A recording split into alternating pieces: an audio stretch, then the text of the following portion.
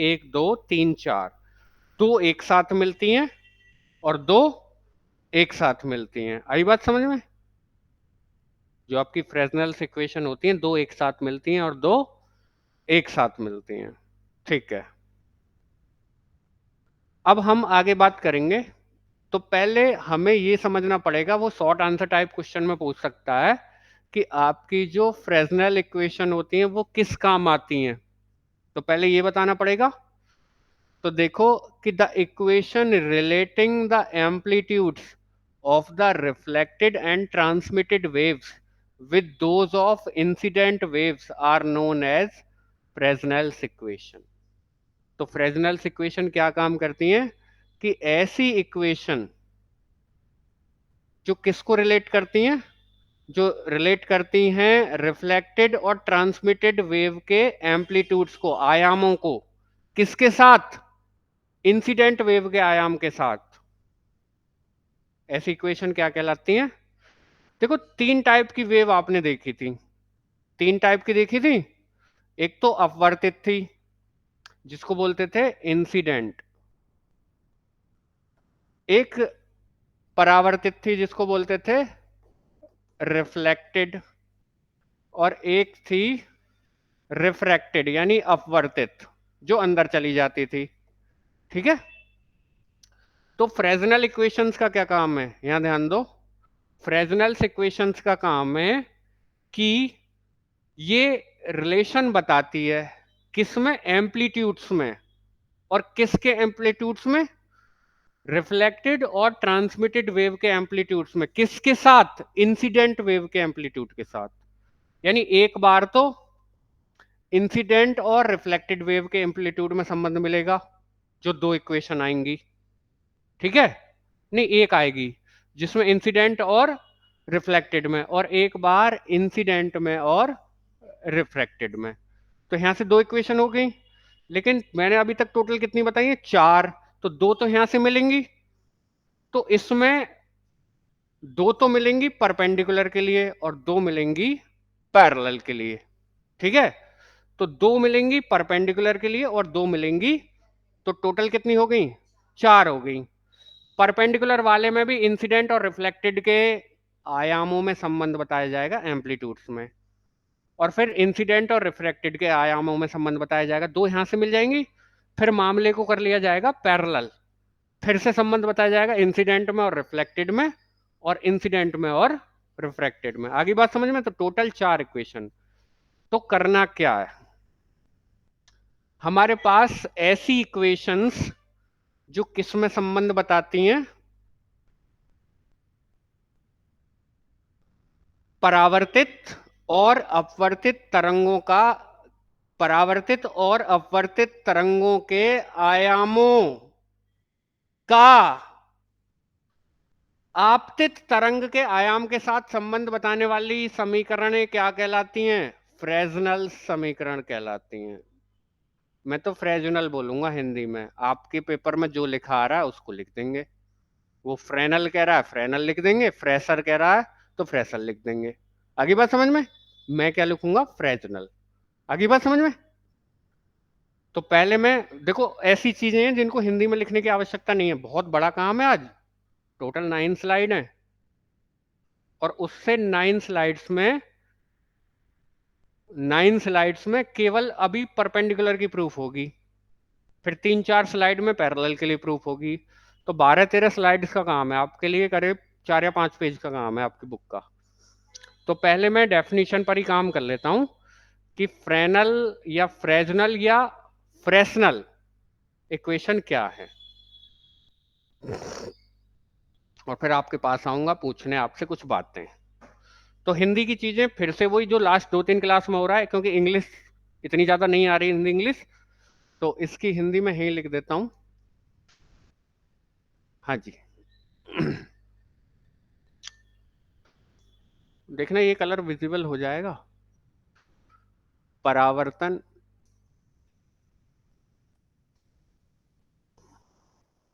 देखना दिख रहा है? ऑनलाइन वाले देखो। ठीक है, परावर्तन तथा अपवर्तन के लिए परावर्तन तथा अपवर्तन के लिए गतिकी की गुण,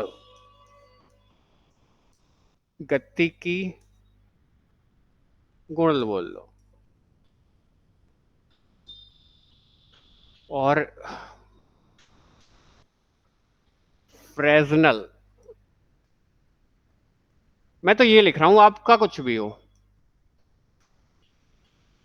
समीकरणें, क्योंकि एक से ज्यादा है तो मैंने प्लूरल कर लिया है, यानी बहुवचन कर लिया है।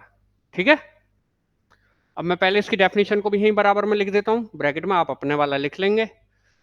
तो ऐसी समीकरणें,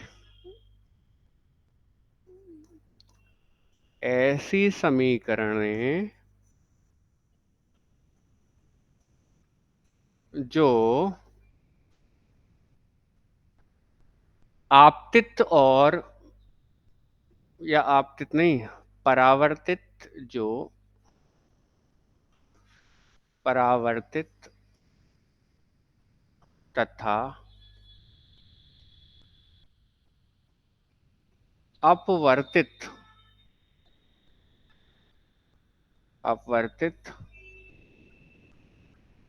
तरंगों के आयामों का उनके, या उनकी लिख लो, उनकी आपतित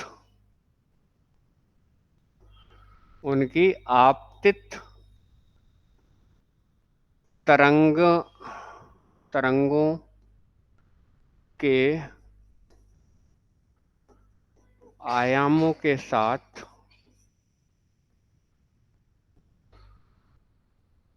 संबंध बताती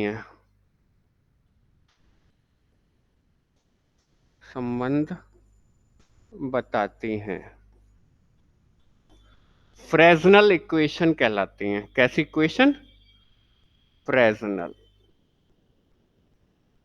फ्रेजनल समीकरणें कहलाते हैं।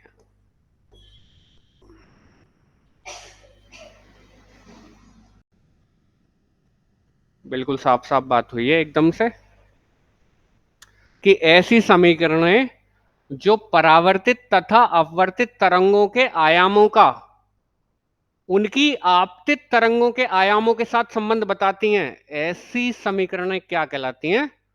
फ्रेजनल। तो यहां एक बात हो रही है कि आयामों में संबंध बताएंगी, एम्पलीट्यूड्स में। ठीक है, क्योंकि एक वर्ड यूज हो रहा था, डोज ऑफ। ठीक है, कोई परेशानी? क्लियर हो गई? फ्रेजनल समीकरणें क्या हैं? फ्रेजनल समीकरणें ऐसी समीकरणें हैं जो आपतित, परावर्तित तथा अपवर्तित तरंगों के आयामों का उनकी आपतित तरंगों के आयामों के साथ संबंध बताती हैं। बताइए कोई डेफिनेशन में दिक्कत हो तो। कि the equation relating the amplitude of the reflected and transmitted waves with those of incident waves are known as Fresnel's equations। समझ में आएगा अगर समझोगे तो बहुत। ठीक है, बहुत लोग कामयाब नहीं हो पाते फ्रेजनल समीकरण समझाने में, समझने की तो बात बहुत दूर है। अब मैं बात करता हूं, देखो कुछ पोर्शन मैंने हल्का फुल्का सा छोड़ा था यहां जान मानकर। ठीक है, अब आपको मैं एक बात बताने वाला हूं, आपने वो देखा है फिजिक्स वाला जिसने शुरू किया है? तो क्या नाम है उनका, अलक पांडे। तो वो एक एग्जाम्पल देते हैं कि ऐसे मैं आगे बढ़ता हूं ऐसे करके। ठीक है, बताते हैं धक धक धक धक करके, देखा होगा किसी रील्स में उसमें। तो जब कोई वेव आगे बढ़ती है, इलेक्ट्रोमैग्नेटिक वेव, ठीक है, जब कोई इलेक्ट्रोमैग्नेटिक वेव आगे बढ़ती है यानी ट्रांसमिटेड होती है, आगे चलती है, ठीक है, तो ऐसे तो ई ई ई आपका मूव करता है, और ऐसे आपका एच मूव करता है। इलेक्ट्रोमैग्नेटिक यानी उसमें ई भी आ गया और एच भी आ गया, इलेक्ट्रो की वजह से ई आ गया और मैग्नेटिक की वजह से एच आ गया। ठीक है, अगर बात करूं तो वो बनाना खैर मैं बना नहीं पाऊंगा, लेकिन आप मुझसे ही समझें कि कोई इलेक्ट्रोमैग्नेटिक वेव आगे बढ़ रही है तो ई तो ऐसे रन करेगा, ऐसे करके, और एच आपकी साइड रन करेगा। ठीक है, तभी इसको बोला जाएगा इलेक्ट्रोमैग्नेटिक वेव। ठीक है, तो मैं बढ़ किस साइड रहा हूं, आगे बढ़ रहा हूं, ऐसे बढ़ रहा हूं, और ऊपर की साइड कौन है, ई, और एच किस दिशा में, आपकी दिशा में। एच किस दिशा में, आपकी दिशा में। यानी जो आपकी जो वेव है वो के की डायरेक्शन में जा रही है, किस डायरेक्शन में जा रही है, के की डायरेक्शन में। ई ऊपर की साइड हो गया और एच किस साइड है, आपकी साइड है एच। क्लियर हो रहा है बात, कोई प्रॉब्लम? अब मुझे एक बात बताओ, बढ़ किस साइड रहे हैं, के की साइड जा रहे हैं। ठीक है, ये आपका ट्रांसमिशन वेक्टर बोल सकते हैं इसको, संचरण वेक्टर। ठीक है, ई ऊपर की साइड हो गया, इलेक्ट्रो जो आपका इलेक्ट्रिक वेक्टर है, और जो मैग्नेटिक वेक्टर है एच वो किस साइड है, आपकी साइड। तो मेरा ये वाला हाथ कौन सा है, राइट या लेफ्ट? ये वाला हाथ कौन सा है, राइट।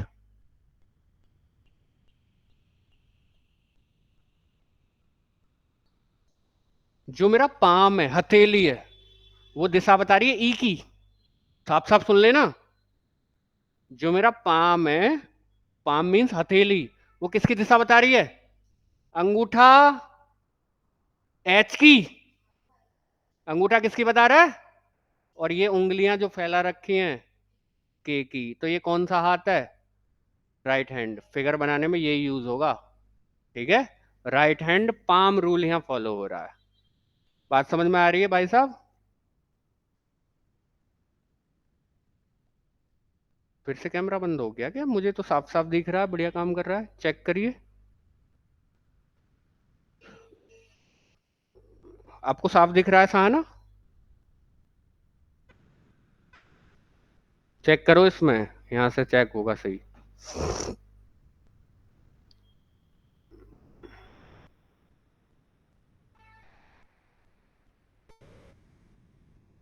बिल्कुल क्लियर है जी, कैमरा वर्क कर रहा है बढ़िया।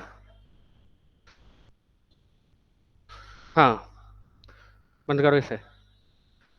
तो कौन सा लॉ काम कर रहा है यहाँ, राइट हैंड पाम रूल। ये बात याद रखेंगे। ठीक है, कि जब भी कोई वेव आगे बढ़ रही है तो ई ऊपर नीचे ऐसे मूव कर रहा है, एच ऐसे मूव कर रहा है वेव बनाने के लिए, और मेरी दिशा में आगे बढ़ता चला जा रहा हूँ।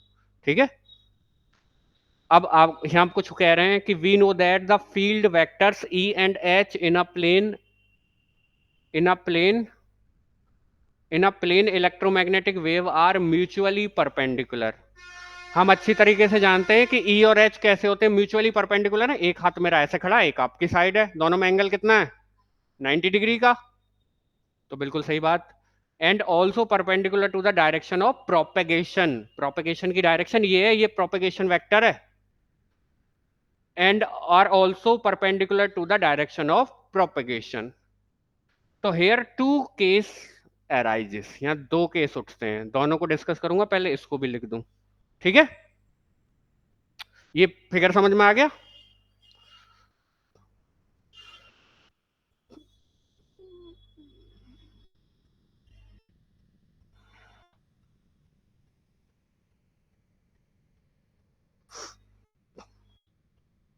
कि हम जानते हैं कि, इसका भी पैराग्राफ लिख देता हूं, हम जानते हैं कि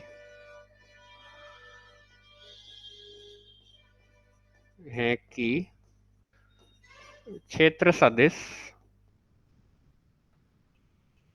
हम जानते हैं कि किसी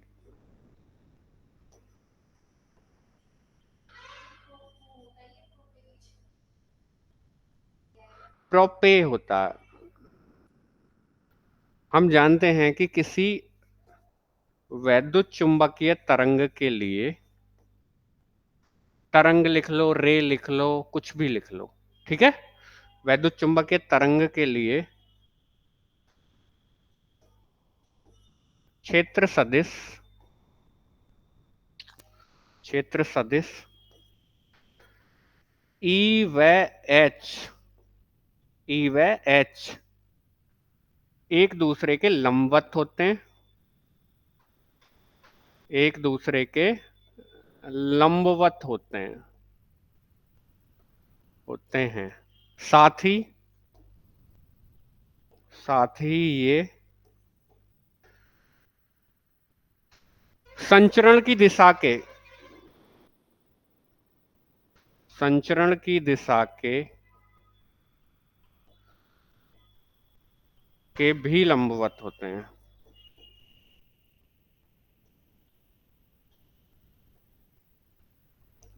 होते हैं। तब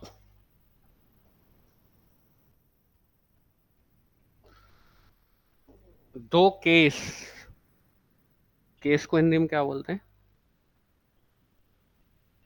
दो स्थितियां, तब दो स्थितियां उत्पन्न होती हैं, तब दो स्थितियां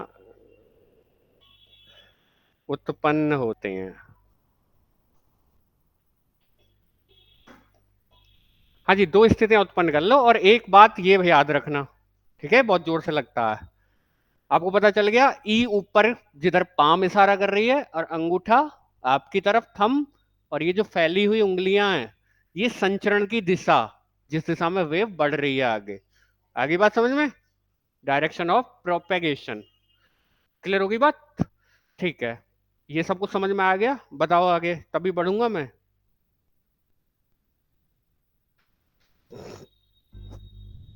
अब टोटल कितनी स्थितियां उत्पन्न होगी? दो। अब तो सारा खेल ये ई करेगा, ठीक है। अगर ई आपका प्लेन ऑफ इंसिडेंस के परपेंडिकुलर हो गया तो अलग चीजें होंगी, दो बनकर आएंगी, मैं बताया था ना। और अगर प्लेन ऑफ इंसिडेंस के, अगर प्लेन ऑफ इंसिडेंस के पैरेलल हो गया तो दो और बनकर आएंगे, तो ऐसे चार मिलेंगी। ठीक है, अगले पृष्ठ पर चलते हैं। तो क्या हो गया, अगले पृष्ठ पर आ जाओ। अब मैंने वही काम किया, मेरे पास एक बाउंड्री है, ये इधर वाला मीडियम एक है, माध्यम एक, और इधर वाला माध्यम दो है, और बीच में एक बाउंड्री है, कॉमन बाउंड्री दोनों की, जैसे हवा और पानी या कांच मिलते हैं आपस में। ये हो गई, इधर मीडियम एक है और इधर मीडियम दो है, इधर माध्यम एक है और इधर माध्यम दो है। ठीक है, ऐसे देख लो, ये पानी भर रहा है इधर और इधर हवा है। तो पहला केस आता है जब ई वेक्टर आपका परपेंडिकुलर हो to the plane of incidence. मैंने बॉल फेंकी थी, ऐसे बॉल फेंकी थी, तो बॉल ऐसे जाकर ऐसे उछली थी, तो ये बॉल एक प्लेन में चली। अगर बॉल ऐसे चली, ऐसे टप्पा खाकर ऐसे गई, तो ये बॉल ने जो एक एक प्लेन पर है बॉल, ये ऐसे ऐसे तो मुड़ेगी नहीं, सीधी जाएगी। ठीक है, अगर हवा ववा नहीं है कुछ, बॉल बिल्कुल अच्छी है, चिकनी है, तो बिल्कुल ऐसे जाएगी। सपोज करो ये वेव है ऐसे,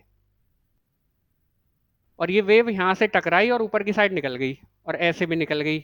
तो ये जो बोर्ड है ना जिस पर ये वेव खींच रखी है, ये बोर्ड ही कहलाएगा प्लेन ऑफ इंसिडेंस। ठीक है, आपतन तल, मेरी भाषा में क्या रहेगा ये? आपतन तल। नहीं आई बात समझ में? नहीं आई समझ में? आ गई? इस बोर्ड पर मैंने ऐसे रे भेजी, ऐसे टकरा कर ऐसे गई, ये मुड़ेगी तो नहीं इधर उधर, बोर्ड पर खिंच सकती है बिल्कुल। तो ये जो बोर्ड है ना, ये इसके लिए किसका काम करेगा? प्लेन ऑफ इंसिडेंस का। तो बोर्ड पर ऐसी ही खिंची हुई नजर आ रही है कि यहां से ये एंटर करी। ई आई का मतलब है इंसिडेंस, ई आई का मतलब है, आर का मतलब है रिफ्लेक्टेड, और टी का मतलब है ट्रांसमिटेड। तो यहां से आई, यहां रिफ्लेक्ट हुई और अंदर भी घुस गई। जानते हो ये बात? तो पहला केस कह रहा है कि जब ई आपका किसके लंबवत हो? आपतन तल के। ठीक है, आपतन तल कौन सा है? आपतन तल मेरा बोर्ड है, और ई उसके कैसा है? परपेंडिकुलर। परपेंडिकुलर का मतलब है उस साइड है, जैसे बोर्ड में कील ठोक दूं, ई ऐसे जा रहा है, तो ई आपसे अपोजिट डायरेक्शन में जा रहा है। ई आपसे उस दिशा में जा रहा है, ई। तो अगर कौन, अब एक बात बताओ मुझे, पहले केस में ई को परपेंडिकुलर रखना है किसके, आपतन तल के, प्लेन ऑफ इंसिडेंस के। तो परपेंडिकुलर है तो उस दिशा में जा रहा होगा, गौर से समझते चलना। और किसी को डाउट आए तो बिल्कुल पूछ लेना। कौन सा लॉ, राइट हैंड पाम उल्टा मत लगा देना, राइट हैंड पाम, हथेली ऐसे रखो, हथेली तो बता रही है ई की दिशा, तो एच की दिशा ऊपर, और के इस दिशा में जा ही रहा है, बढ़िया वाला मैटर रहा। ई किस दिशा में जा रहा है, बोर्ड के भीतर जा रहा है ई, उसकी पूंछ दिखाई दे रही है मुझे, तभी तो गोला बना। ई जा रहा है अंदर की साइड, तो मेरी हथेली ई की दिशा बताती है, ऐसे बताया नहीं था, हथेली ई की दिशा बता रही है, एच ऊपर जाएगा, और इस दिशा में तरंग बढ़ रही है, बिल्कुल क्लियर। अब ये वाला, कौन सा हाथ, सीधा ही हाथ, ऐसे लिख ली, हथेली अंदर की तरफ दबा रही है, तो ई तो उसी दिशा में जा रहा है, एच इस दिशा में आएगा, बिल्कुल आ रहा है, बढ़िया। और अब ये ऐसे गई, हथेली अंदर की साइड दबा रही है, और ये ऊपर की साइड गया, और किरण इस दिशा में बढ़ रही है। बताओ बनाने आए या नहीं, सीधे हाथ से सब बन जाता है। बोलो जल्दी, बोलो जल्दी, फिगर बना या नहीं। ये आपतित किरण है, ई आई इंसिडेंस, ये आपकी रिफ्लेक्टेड है, और ये आपकी ट्रांसमिटेड है। ये आपतित हो गई, ये परावर्तित हो गई, ये अपवर्तित हो गई। लेकिन यहाँ मैं इनको डिनोशन यही दूंगा जो दिए हुए हैं, कमेंट नहीं आ रहे हैं। हाँ, कोई दिक्कत है यहाँ तक।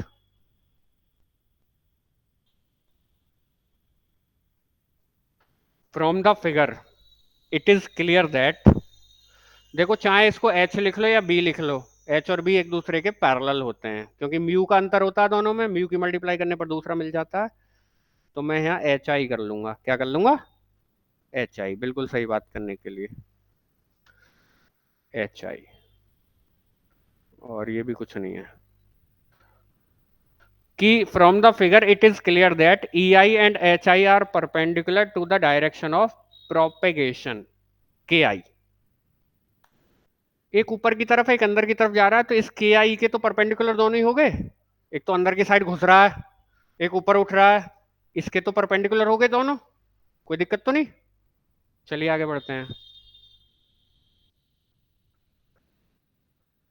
The electric field vector E I is perpendicular the plane of incidence, मैंने प्लेन ऑफ इंसिडेंस किसको बोला था, मेरे बोर्ड को, और ई आई उसमें अंदर समा रहा है, तो परपेंडिकुलर हो गया, ठीक है, ई आई उसमें अंदर समा रहा है। So all the electric field vector are shown direction away from the observer, observer कौन है, आप लोग, आपसे दूर की दिशा में जा रहे हैं सारे, सारे के सारे चेक कर लो आप, आपसे अपोजिट दिशा में घुस रहे हैं सब, भीतर की साइड ही घुस रहे हैं सारे के सारे, ई क्लियर हो रही बात, ठीक है। तो आपको यहां भी मैं अभी लिख दूंगा हिंदी सारी, बस अब हिंदी में लिख दी थी, पहले ही लिख देता हूं मैं हिंदी, यहीं से बनाकर चलते हैं।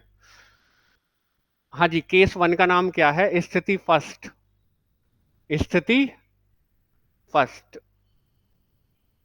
स्थिति फर्स्ट। और स्थिति फर्स्ट कहती है कि जब ई आपका आपतन तल के लंबवत हो, जब ई वेक्टर आपतन तल के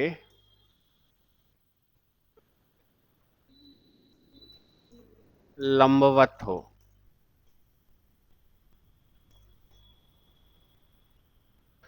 जब ई आपका आपतन तल के कैसा हो, लंबवत, दिखाई दे रहा है, आपतन तल मेरा बोर्ड है, अंदर की साइड कील की तरह ठुक रहे हैं आपके सारे ई, क्लियर है। तो यहां भी लिख देते हैं कि चित्रानुसार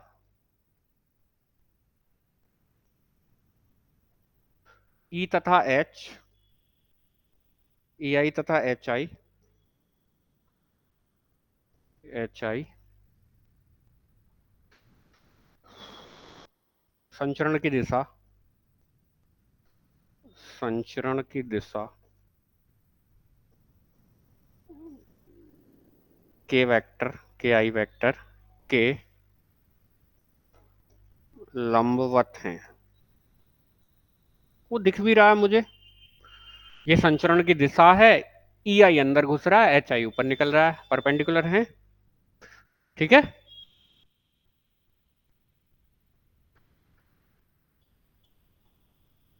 यहां ई आई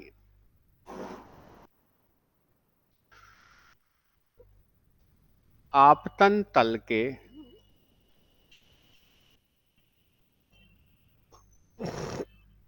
लंबवत है, लंबवत है, तब सभी वैद्युत वेक्टर, वैद्युत वेक्टर प्रेक्षक से, प्रेक्षक से दूर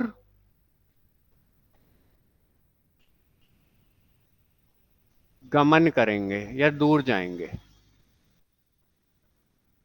ये सब चीजें मैंने आपको बता दी हैं, जितने के जितने भी ई हैं, जितने भी ई हैं, जहां भी ई आ रहा है, चाहे ई यहां आ रहा है, चाहे ई यहां आ रहा है, चाहे ई यहां आ रहा है, सारे के सारे आपसे दूर जा रहे हैं, अंदर जा रहे हैं बोर्ड के। ठीक है, नाउ बाय बाउंड्री कंडीशन लिखवाई थी, कॉपी खोल लो, 4 बाउंड्री कंडीशन लिखवाई होंगी, लिख रही है ना। चौथी वाली क्या थी बाउंड्री कंडीशन? चौथी वाली बाउंड्री कंडीशन ये कहती है कि इलेक्ट्रिक वेक्टर का टेंजेंशियल कंपोनेंट, स्पर्शी घटक कॉन्टिन्यूअस रहता है, यानी चेंज नहीं होता एक माध्यम से दूसरे माध्यम में जाने पर। तो तब लिखवाई हुई है नहीं, चौथी वाली नहीं मिली?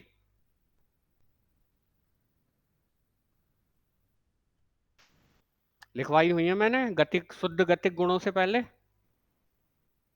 शुद्ध गतिक गुणों से पहले। जल्दी आप लोग भी देखकर बताओ, लिख रही हैं नहीं? बाउंड्री कंडीशन उनमें चौथी वाली लिख रही हैं?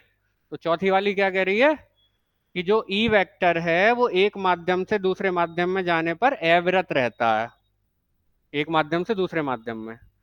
तो यहाँ भी आपका डाइइलेक्ट्रिक मीडियम है, मतलब परावैद्युत माध्यम है। तो now by boundary condition E one T minus E two T zero लिखवाया था, वहां भी करवाया था। तो ई वन टी बराबर रहेगा ई टू टी के। अब यहाँ गौर से समझने वाली बात है, अब तो सबको एक जैसा ही चलेगा। अब मैं इसकी हिंदी और लिख देता हूं बस, ठीक है। तब सीमा प्रतिबंधों से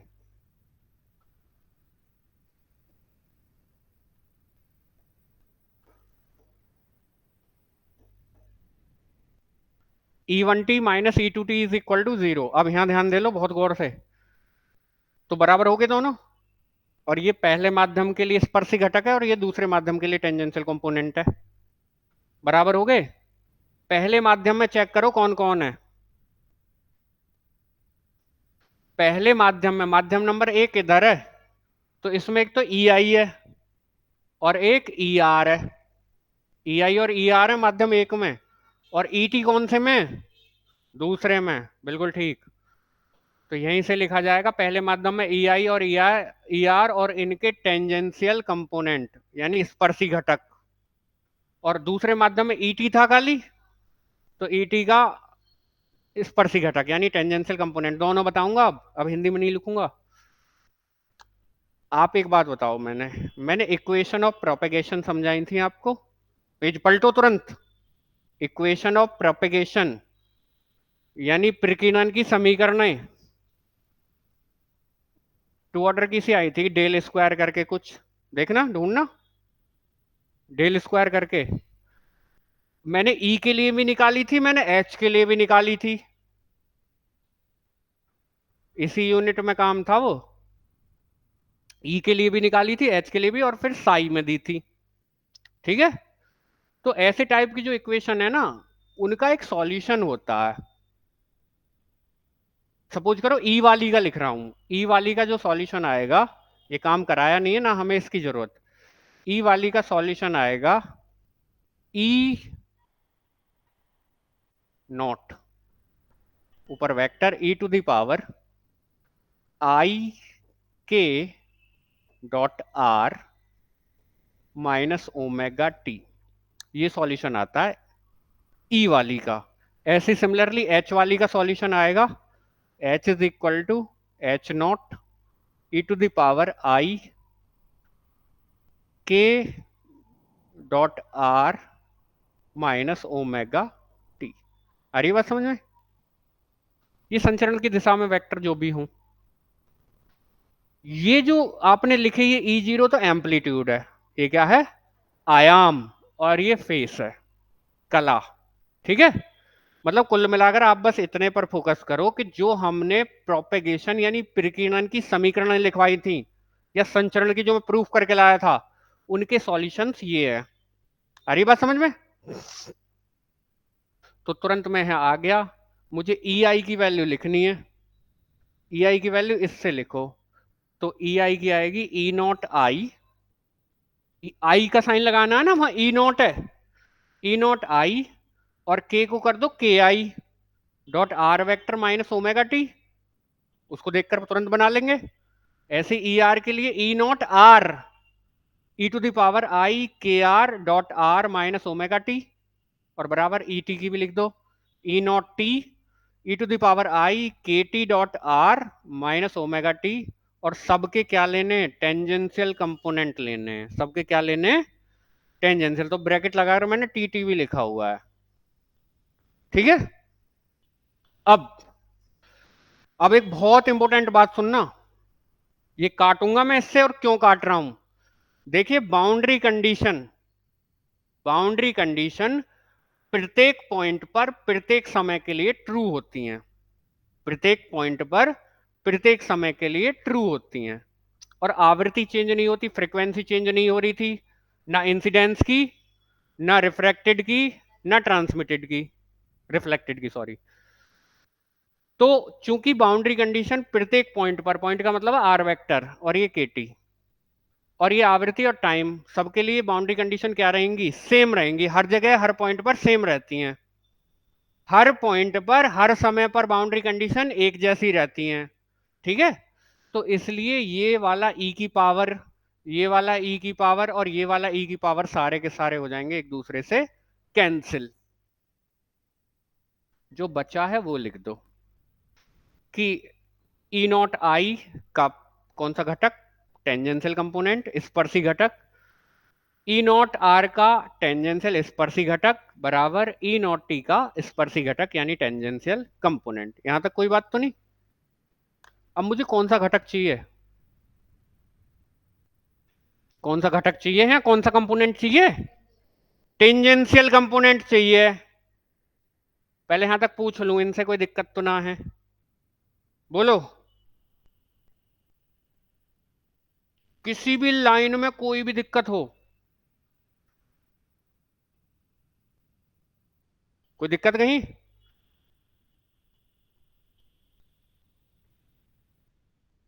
मुझे कौन से कंपोनेंट चाहिए? टेंजेंशियल। हंसी आ रही है, अभी बताऊंगा। टेंजेंशियल कंपोनेंट चाहिए।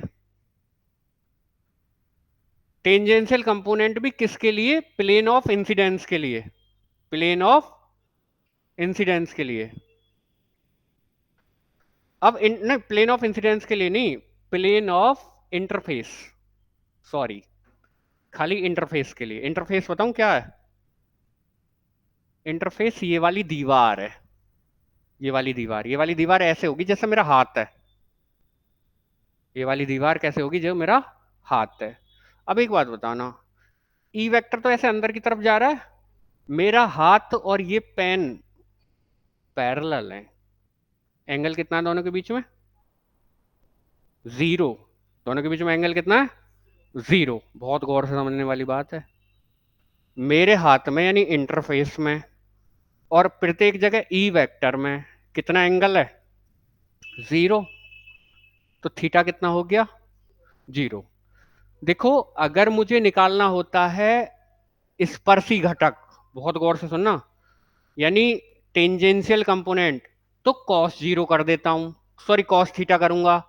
अगर मुझे निकालना हो नॉर्मल कंपोनेंट यानी अभिलंब घटक, तो साइन थीटा कर देता हूं। तो मैं करूंगा कॉस थीटा, और थीटा कितना है, 0, कॉस 0 कितना हो जाएगा, 1। तो इसके लिए तो आगे करके भी दिखाऊंगा, अभी यहां ज्यादा समझ में ना आए तो यहाँ परेशान मत होना। इसको करूंगा E0I, इसका मॉड लिखूंगा E0I और कॉस 0, E0I और कॉस 0 1 हो गया तो खाली E0I बचा। इसको करूंगा E0R या E0R, इसका मॉडुलस लूंगा E0R कॉस 0, और इसका मॉडुलस करूंगा तो E0T कॉस 0। बात क्लियर, ठीक है, यहां तक कोई प्रॉब्लम तो नहीं है, चलते हैं आगे। क्वेश्चन नंबर 1 तैयार है, इसकी बहुत हेल्प लेनी है हमें। अब भैया ये तो आपने निकाल दिए, किसके लिए, ये तो आपने बाउंड्री कंडीशन ई वाली ली थी। Now by boundary condition in H, on H, ठीक है, एच के लिए सीमा प्रतिबंध लेने पर, एच के लिए सीमा प्रतिबंध, एच के लिए सीमा प्रतिबंध लेने पर, अब एच वाला भी लिखवाया मैंने, एच वाला लिखवाया या बी वाला लिखवाया, बताओ जल्दी क्या था। टेंजेंशियल कंपोनेंट के लिए बताना, स्पर्शी घटक के लिए वहां की चीज जेएस के बराबर आता था, ठीक है, और जेएस क्या था, वहां ये होता था कि H1T minus H2T is equal to JS. JS क्या था, एक शायद तीसरा है बी के लिए, बी के लिए टी में है ना, जेएस क्या था, फ्री सरफेस करंट, लेकिन यहां डाई इलेक्ट्रिक मीडियम है, कैसे, डाई इलेक्ट्रिक मीडियम, परावैद्युत माध्यम, तो करंट क्या हो जाएगा, 0, तो इसलिए जेएस क्या हो जाएगा, 0 हो जाएगा। तो इसीलिए लिए मैंने परावैद्युत माध्यम के लिए लिए शर्त, परावैद्युत माध्यम के लिए, तो ये ऑटोमेटिकली 0 हो गया, यानी H1T minus H2T is equal to 0, यहां भी चेंज नहीं होगा। तो अब देखो H क्या क्या है, पीछे फिगर तक जाना पड़ेगा।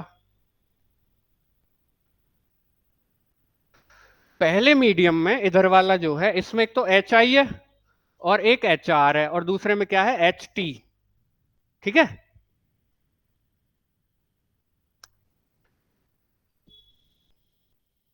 तो HI plus HR T is equal to HT। और मैंने बताया था आपको कि जो मैंने इक्वेशन ऑफ प्रोपेगेशन बनवाई थी उनके सॉल्यूशन अभी लिखना बताया था, तो उसी से सॉल्यूशन HI का लिख दो, H0I E to the power I K I dot R minus omega T plus H O R E to the power I K R dot R minus omega T, T is equal to H naught T E to the power I K T dot R minus omega T. कोई problem यहाँ तक। और फिर से जो आपकी boundary condition होती हैं वो प्रत्येक पॉइंट पर प्रत्येक समय पर ट्रू होती हैं, इसलिए ये सारे फिर से हो जाएंगे कट, कट हो गए। तो अब आपका इतना बचा, एच नॉट आई का टेंजेंशियल कंपोनेंट यानी स्पर्शी घटक, एच नॉट आर का टेंजेंशियल कंपोनेंट बराबर एच नॉट टी का टेंजेंशियल कंपोनेंट, और इक्वेशन नंबर 2 हाजिर है। अब मुझे इनके कौन से कंपोनेंट लिखने, टेंजेंशियल कंपोनेंट लिखने हैं। कौन से कंपोनेंट चाहिए, टेंजेंशियल कंपोनेंट। दो टाइप के कंपोनेंट होते हैं, नॉर्मल और टेंजेंशियल, बना लूं जाकर, फिगर पर ही जाना पड़ेगा भाई साहब, हल्के में मत लीजिए। एक काम कीजिए, किसी एक पर कर लीजिए, करें काम। आपका ये है इंटरफेस, इंटरफेस के पैरेलल एक लाइन खींच दीजिए।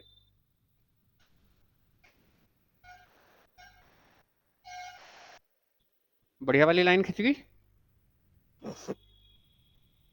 मुझे एक बात बताइए कि ये एंगल कितना होगा।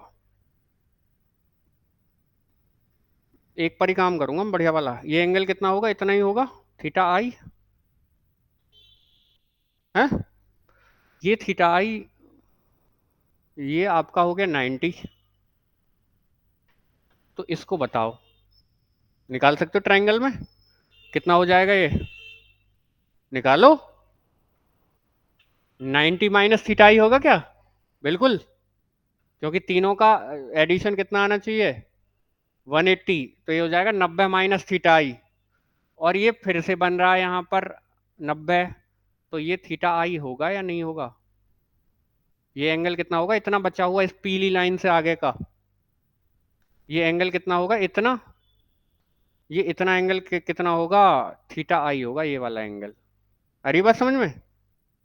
अब ये वाला एंगल हो गया थीटा आई, क्लियर हो गया। तो मैं यहाँ एक काम करता हूं,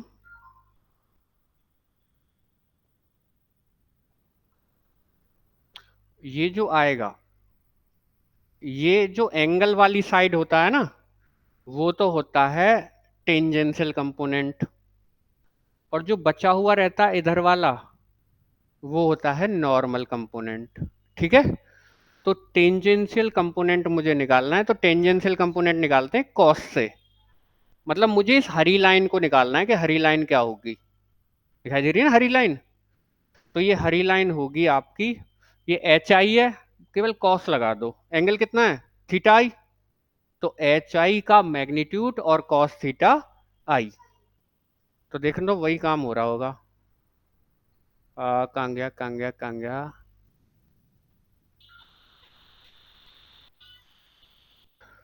एच ओ आई वेक्टर हटा दिया है, और कॉस थीटा आई। अगला देखें, अगला देखें। अगला देखो, अब की बार नंबर यहाँ चलेगा। तो यहाँ भी एक ऐसी सीधी लाइन खींचो, यहाँ भी खींच लो एक सीधी लाइन बढ़िया वाली, बहुत बढ़िया, ऐसे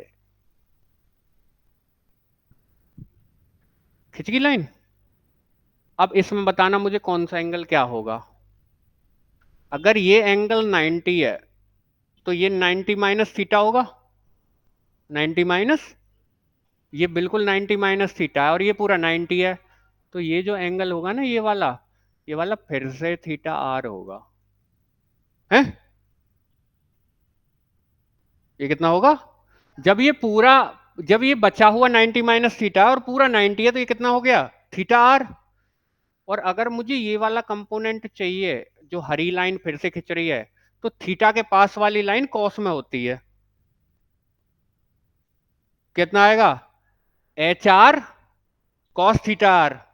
लेकिन भाई साहब इसकी डायरेक्शन ऊपर की साइड है, ये तो इसी की डायरेक्शन में था, ये अपोजिट डायरेक्शन में आ रहा है। तो माइनस लेना पड़ेगा। क्या लेना पड़ेगा, माइनस। तो इसीलिए वहां क्या लेना पड़ा, इसीलिए यहां लेना पड़ा minus H naught R cos theta R. आगे बात समझ में। अब तीसरे वाले पर देखना, वहां गौर करना, अगर अभी तक भी बात नहीं भरी हो तो। फिर से इसके पैरेलल में एक लाइन खींचो, इसके पैरेलल में एक बढ़िया वाली लाइन खींचे। खिंच गई है। ये वाला एंगल कितना है, 90।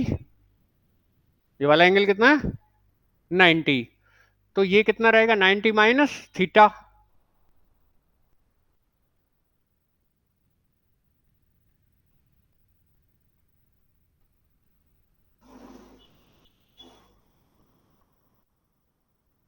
तो ये एंगल कितना आएगा भाई साहब, ये एंगल आएगा आपका थीटा टी। कितना आएगा, थीटा टी। और मुझे ऊपर की साइड वाला ये वाला निकालना है, ये वाला कंपोनेंट। तो थीटा के पास वाला जो कंपोनेंट होता है वो किस में लिखा जाता है, कॉस में। तो इसकी दिशा वही है जो इसकी दिशा है, बस इसकी अपोजिट हुई थी, तो ये भी प्लस में ही रहेगा। और ये आ जाएगा एच टी, ये sorry H naught T cos theta T. बताओ जी, तीनों बनाने आए या नहीं, तीनों बनाने आए या नहीं।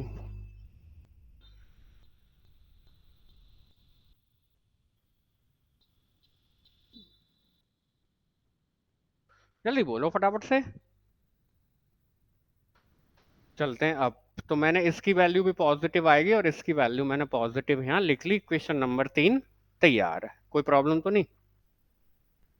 अब हम लोग एक बात जानते हैं, वी नो दैट, अगर आपने फॉर्मूला नहीं पढ़ा है, बीच में स्किप किया था थोड़ा सा, वहां ये फॉर्मूला आया था कि B इज इक्वल टू के वेक्टर जानते हो, उस दिशा में जा रहा है, डायरेक्शन ऑफ प्रोपेगेशन है, संचरण की दिशा में है, ई वेक्टर आपका इलेक्ट्रिक, और नीचे ओमेगा, ओमेगा क्या होती है, फ्रीक्वेंसी।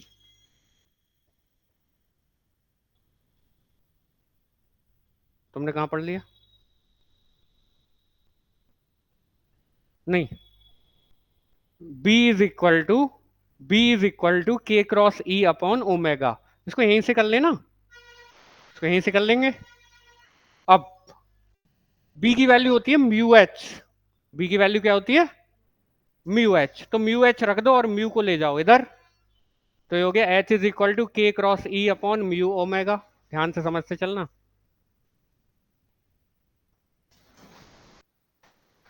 अब अगर किसी वेक्टर को लिखना है, जैसे के वेक्टर है, जैसे कौन सा वेक्टर है, के वेक्टर, तो के वेक्टर को ऐसे लिख सकते हो कि के का मॉडुलस इनटू यूनिट वेक्टर। ठीक है? अरे ये यूनिट वेक्टर ऐसे निकलता है ना, कि यूनिट वेक्टर निकालना हो तो किसी वेक्टर को उसके मैग्नीट्यूड से कर दो भाग, तो इधर मल्टीप्लाई हो जाएगा, वही तो आ रहा है।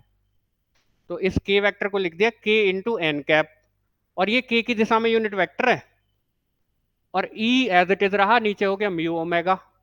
ऊपर वाले के को नीचे ले आओ, तो ओमेगा अपॉन के बन जाएगा, ओमेगा अपॉन के। और आप जानते हो ये ओमेगा आपकी एंगुलर फ्रीक्वेंसी है, और ये प्रोपगेशन कांस्टेंट है के, क्योंकि उसी से बना था प्रोपगेशन वेक्टर से। ये बराबर होता है भाई साहब आपके वेव की वेलोसिटी के। किसके बराबर होता है? वेव की वेलोसिटी के।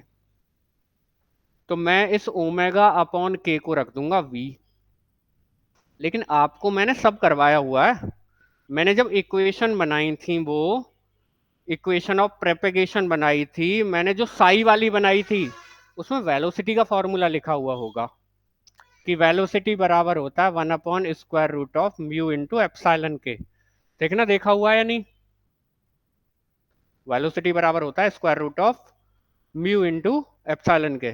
बताया था कि विद इतनी वेलोसिटी से, ये लाइन लिखवाई हुई है, किताब खोलने का नाम नहीं है तो ऐसे ही होगा। अरे एक एच में दी थी, एक ई में दी थी, और उनके बाद एक साई में इक्वेशन दी थी। उस साई में इक्वेशन के बाद एक लाइन लिखवाई थी, वहां वेलोसिटी लिखवाई थी, देखो मुझे अब तक याद है। हाँ, तो वेलोसिटी कितनी लिखवाई नहीं है? तो 1/√ऑफ म्यू इंटू एप्सिलॉन। तो v की वैल्यू रख दो 1/√ऑफ म्यू इंटू एप्सिलॉन। आधी पावर कट जाएगी, घूमकर ऐसे निकल जाएगा, तो h वेक्टर बराबर आ जाएगा √of mu into, sorry, epsilon upon mu, और n क्रॉस e, दोनों तरफ मॉड ले लेंगे। दोनों तरफ क्या ले लेंगे? मॉड। h का मॉड h होता है, एरो हट गया है, मिसप्रिंट नहीं है कहीं भी, मॉड हट गया। इसका मॉड ये स्वयं होता है, स्केलर क्वांटिटी है, इसका मॉड कर दो। मॉड कैसे करते हैं? अगर मॉड निकालना हो इसका n क्रॉस ई का, तो मॉड लगा लेने दो, पहले क्रॉस प्रोडक्ट करो, एन कैप का मॉड इंटू ई का मॉड, और साइन थीटा, और एक एन कैप और आता है, ऐसे ही होता है। हाँ जी, आपने ये बात देख रखी है खूब बढ़िया वाली, ये रफ वर्क है सब इधर का। जो ये हो गया आपका ई इस दिशा में, ये हो गया एच, और ये आपका एन कैप, यानी जो के की दिशा थी, जो के की दिशा थी वही एन कैप की है। अब आप लोग एक बात बताओ, यूनिट वेक्टर का मॉड कितना होता है? 1। ई एज इट इज रहेगा, दोनों के बीच में एंगल कितना है, एन कैप में और ई में?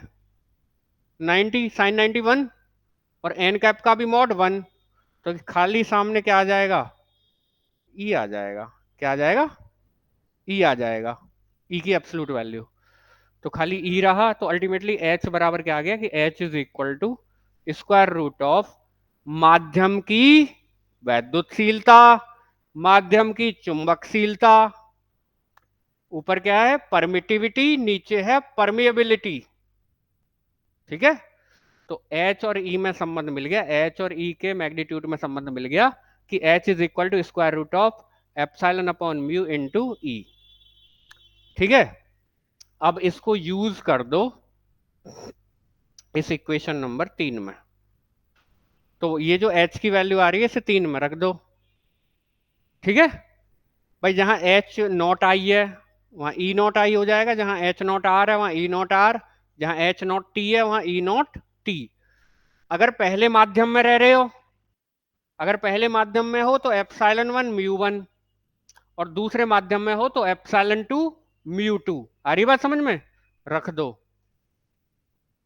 रख दीजिए वैल्यू। तो एच नॉट आई इतना हो जाएगा पहले माध्यम में, एच नॉट आर भी पहले माध्यम में है, लेकिन एच नॉट टू दूसरे माध्यम में है, सेकेंड मीडियम में। इन वैल्यूज को उठाकर अपनी इक्वेशन नंबर 3 में रख दो, जो पीछे बनाई है इक्वेशन नंबर 3, ये रही पीछे, ये रही ना। H naught I, H naught R और एच नॉट टी, इन तीनों की वैल्यू रख दो जी। तीनों की वैल्यू रख दी, तो square root of epsilon 1 upon mu 1 H naught I cos theta I minus square root of epsilon 1 upon mu 1 H naught R cos theta R is equal to square root upon epsilon 2 upon mu 2 H naught T cos theta T. Equation number आ गई 4। अब equation number 4 में ये already show करके आए हो, जिसमें theta 0 हो गया था, करके आए हो। अब आपको क्या काम करना है, आपको एक काम करना है, यहां से ई नॉट टी की वैल्यू रख दो। किसकी वैल्यू?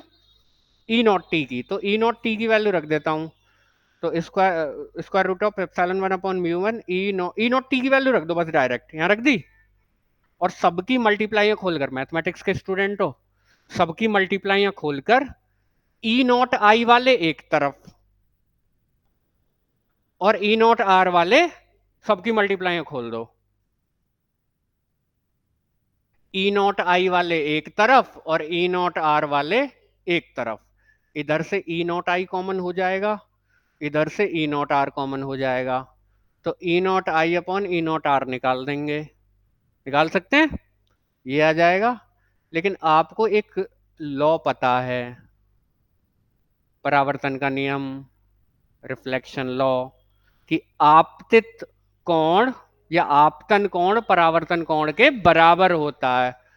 तो थीटा आर बराबर होगा थीटा टी के। तो यहां जहां भी थीटा आर बराबर, सॉरी गलत लिख गया, गलत लिख गया, गलत लिख गया, थीटा, ये आर, अच्छा हाँ वो आई नहीं लिखा, बाकी सब ठीक है, ये आई ऐसे आधा लिख गया है। ठीक है, थीटा आर बराबर रहेगा थीटा आई के। पुट कर दो, जहां भी आपका थीटा आर आ रहा है वहां थीटा आई रख दो। तो ई naught I upon E naught R perpendicular is equal to, सब में वैल्यू रख दो, थीटा आर की जगह थीटा आई, यहाँ भी नीचे एक जैसा हो गया, ये आई जी। और ये किसके लिए आई? परपेंडिकुलर के लिए। जब आपका ई वेक्टर इंटरफेस के कैसा हो? इंटरफेस के पैरेलल हो, और प्लेन ऑफ इंसिडेंस के कैसा हो? परपेंडिकुलर, अंदर की साइड। क्लियर हो गया बात? बताइए यहां तक कोई दिक्कत हो तो। लेकिन अभी एक निकली है, और ये किस किस का, ये आयाम है, आयाम है, ये इंसिडेंस का है और ये रिफ्लेक्टेड का है, ये आपतित का है और ये परावर्तित का है। अभी तो एक मिला है। अब आपतित का ट्रांसमिटेड, संचरित वाली के साथ निकालना है। ठीक है, बताए थे ना दो दो के जोड़े बनाकर। तो कुछ नहीं करना आपको, also from first, first equation आपने बनाई थी ये वाली, इससे आप ई नॉट आर की वैल्यू निकाल दो। तो फर्स्ट से ई नॉट आर आ जाएगा, E naught T minus E naught I, और इसको फिर से उठाकर रख दो 4 में, एच उसमें 4 में रख दो, 4 पीछे आ रही होगी, कहाँ हो भाई 4, ये रही 4, 4 में रख दो। लेकिन अब की बार वैल्यू किसकी रखनी है? ई नॉट आर की। ई नॉट आर की वैल्यू रख दो, तो आ जाएगा ई नॉट आर की मैंने वैल्यू रख दी। फिर से आप किसके स्टूडेंट हो? मैथमेटिक्स के। सारी टर्म्स को खोल लोगे, और ई नॉट आई वाली एक तरफ और ई नॉट आर वाली ई नॉट टी वाली एक तरफ, लो जी, और E naught I upon E naught T करेंगे तो जो मल्टीप्लाई में था उधर उसको नीचे भेज देंगे, जो इधर था वो यहीं कहीं छूट जाएगा। और परावर्तन के नियम से या रिफ्लेक्शन के लॉ से, लॉ ऑफ रिफ्लेक्शन से, थीटा आई बराबर रहता है थीटा आर के। तो जहां भी थीटा आर है वहां थीटा आई रख दो, तो दोनों एक जैसे नहीं हो जाएंगे, तो ट्वाइस हो गया। लो जी, अगली मिल गई। लेकिन अभी आधा काम हुआ है, वैसे तो काम हो गया 80%, 70 सॉरी, 70-80% काम हो गया। अब बाकी दो और लिखी जानी है, ठीक है, लेकिन आज इतना ही रहने दो, वो अगली क्लास में हम समझाएंगे। कोई प्रॉब्लम है यहाँ तक? तो ये तब है फ्रेनल की इक्वेशन या फ्रेजनल की, जब आपका जब आपका ई परपेंडिकुलर रहता हो प्लेन ऑफ इंसिडेंस के, आपतन तल के लंबवत रहता हो। समझ में आई दोनों? अभी दो और निकलेंगी, टोटल कितनी होती हैं? 4 इक्वेशन। जल्दी बोलो, कोई परेशानी हो तो, किसी भी कोई दिक्कत आ रही हो तो बोलो।